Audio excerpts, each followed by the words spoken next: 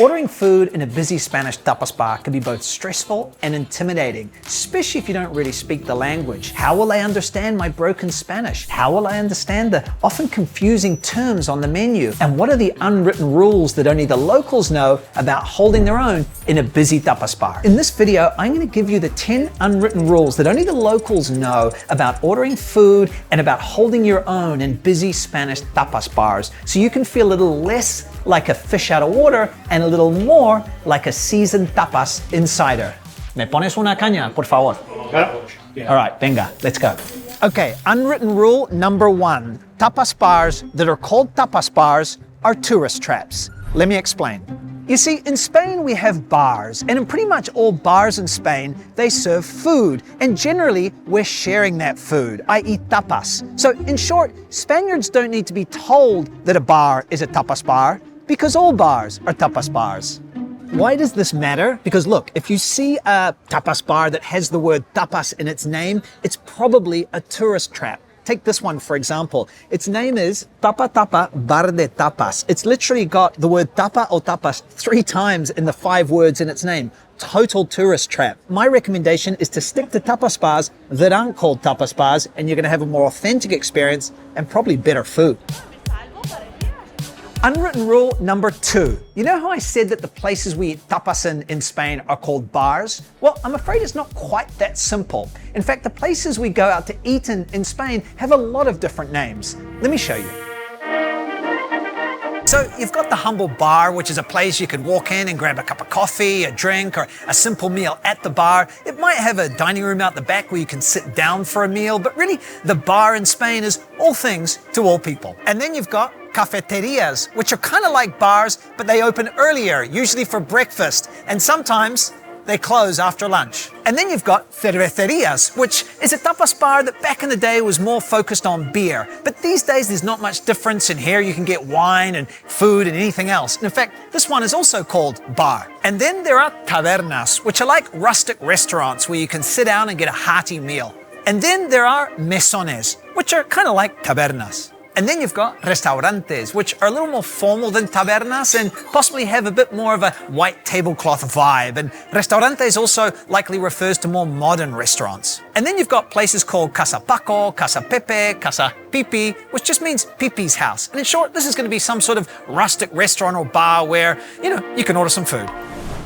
So what do all these terms really mean? Look, I know it's confusing, and don't sweat the difference too much. The key thing is when you walk into a tapas bar or taberna or restaurant, you need to know how to read the room, how to look around you, see what kind of space it is, and know what your options are. And that's what I'm going to show you next. So when you walk into a tapas bar, you've got to be a kind of detective. You're looking around and you're looking for clues for what the vibe here is and what kind of food they're going to serve. So here at Casa Firiaco, it's a perfect example. I walk in and I see this wide kind of bar room area. I know I can stand at the bar, I can sit at one of the small tables or one of the benches. In short, when I look around, I know this is a place where I can grab a cup of coffee, grab a drink, or grab some shared plates, some tapas to have an informal meal. And then many tapas bars will have out the back what's called a comedor, or a dining room. Now this is a place where you can sit down and have a more structured meal. Now it might be a fixed price, 3-course lunch, a menú del día, or it might still be sharing plates and,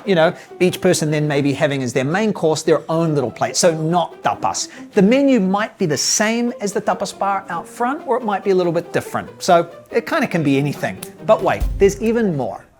And here in Casa Firiaco, they even have a more formal dining room for, long lunches, important dinners and things like that. And I would say this is more of a restaurante vibe, the kind of thing where you're going to get tablecloths and a little bit more finery. Now, if you're eating here, you're possibly going to share your entrees with the group, and then it's more likely that each person is going to have their own dish as the main. So kind of start with tapas and then move on to something a little more not tapas.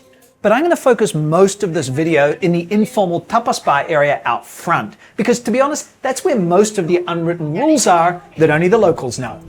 Think fast. You walk into a tapas bar and it's busy, like really busy, like standing room only. Everyone's like that because these places get like this. What do? Real estate. Rule 4 is real estate.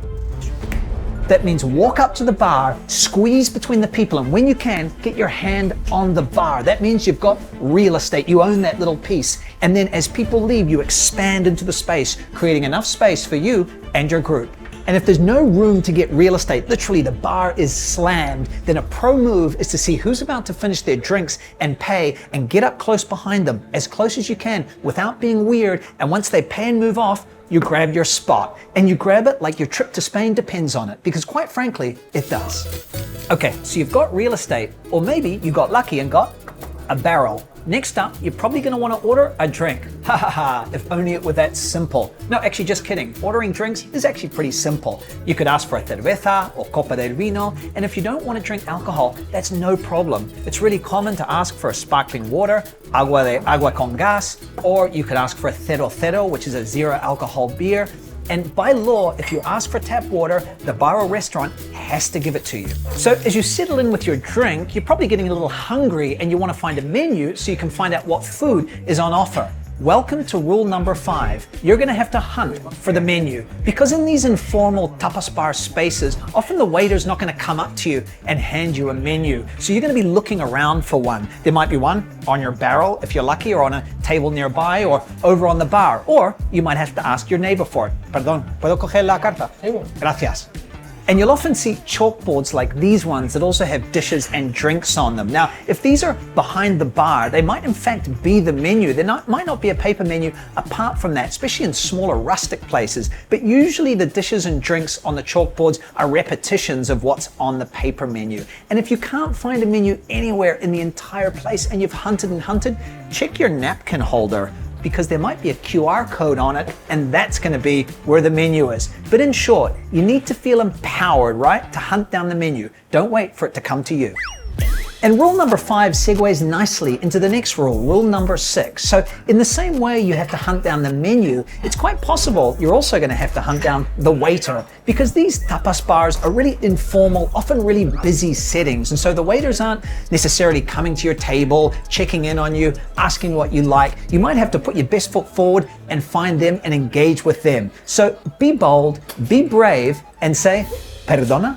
Guys, are you heading to Madrid? Because if you are, I want to let you know about my travel guide that I've written, a really comprehensive travel guide to the city, the guide I wish I had 12 years ago when I moved here. It's got all the best restaurants and tapas bars, many of them hidden locals only joints. It's got museum tips, scams to avoid, transport tips, full neighborhood guides. Plus it's got a lot of the kind of tips we're talking about in this video, telling you not only where to go, but how to experience Madrid like a local. And one of the standout features of the guide is it comes with a fully interactive Google map that I've built that has all my favorite tapas bars and restaurants, all the best places in Madrid plotted. So when you're walking around the city, exploring, you can have your phone in your pocket, you can pull it out and see what great tapas bar or restaurant is nearby. So if you're curious, check the link in the description. You can download it there. All right, let's get back to the video. You're hungry and you want to order some food. So once you've hunted down the menu and hunted down the waiter, it's time to do that. Order the food. But there are some unwritten rules when it comes to Spanish menus, believe it or not.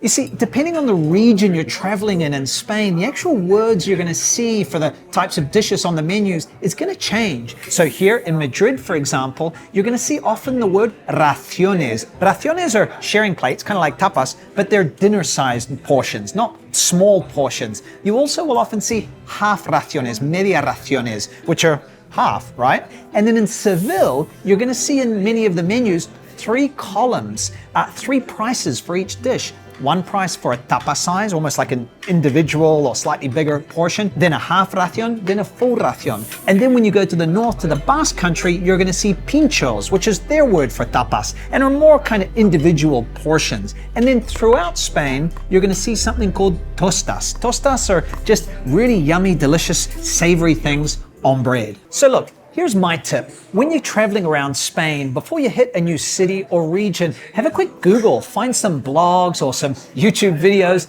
and learn about the tapas culture in the different cities and regions. Learn what words they use, how does it work. Then when you're on the ground, you're just going to be less confused and you're going to have a better experience.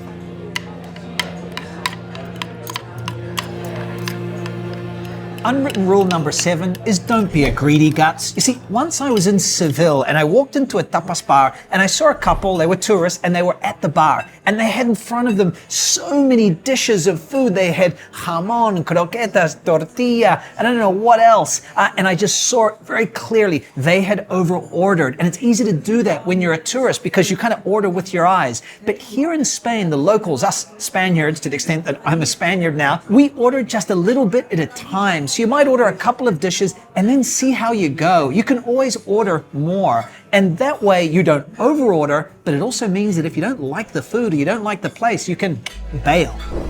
Whew, I'm stuffed. Okay, so what are the unwritten rules around paying? Look, here's the thing. The presumption is the bar is going to keep a tab of what you've been ordering. You don't pay each time you order. You pay all at the end. And in fact, sometimes the bar won't even keep a tab and they'll ask you what you had. There's sort of an honesty system. So when you're ready to pay, head up to the bar or perdona, wave the waiter down, and you'll be able to pay with contactless. Just drop your phone on it. Now, I've spoken a lot about tipping on this channel already, but let me just recap.